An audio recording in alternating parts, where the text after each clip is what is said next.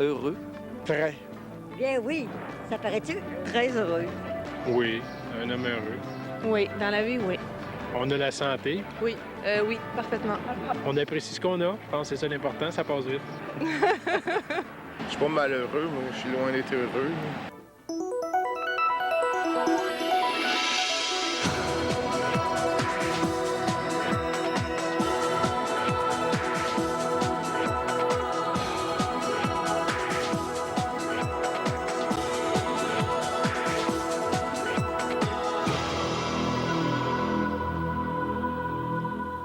Bonjour et re-bienvenue à l'émission L'heure de la bonne nouvelle. C'est déjà la 12e émission de cette série de 13 qui a pour thème « Reviens à ton Père », c'est-à-dire l'histoire du Fils prodigue. Et on a passé par-dessus à peu près toutes les étapes qu'a vécu ce jeune homme qui avait pris l'héritage de son père et qui était allé la gaspiller, le gaspiller dans le monde. Mais ce qui est terrible, c'est qu'il a dû revenir.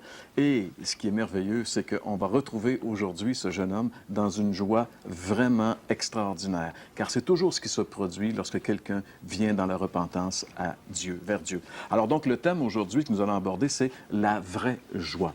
Et justement, à la chronique La Bible répond, je m'efforcerai de trouver une réponse biblique pour vous à la question suivante. Comment être vraiment heureux? À la chronique Ils sont revenus, nous allons entendre le témoignage de Angèle Germain, une jeune femme qui a été complètement stupéfaite par le témoignage d'un de ses compagnons d'université. Si vous voulez en savoir plus sur cette histoire extraordinaire, demeurez avec nous. C'est le sujet de la chronique Ils sont revenus. Et comme artiste invité, on a le plaisir d'accueillir à nouveau aujourd'hui Gilles Despins, qui va chanter le chant L'homme perdu, qui décrit aussi assez bien l'histoire du Fils prodigue. Au Vox Pop, François, en tout cas, je pense que, à part bon, les gens sont à peu près tous heureux, hein, sauf que je pense que la dernière personne qui nous parle, il me semble, il dit, ouais, je suis pas vraiment heureux, mais en fait, je suis pas malheureux, mais je suis loin d'être heureux. Voilà. C'est, je pense, un état réel pour bien des gens. Bien, pour de vrai, là, il faut reconnaître que le bonheur, c'est quand même quelque chose de bien relatif, OK?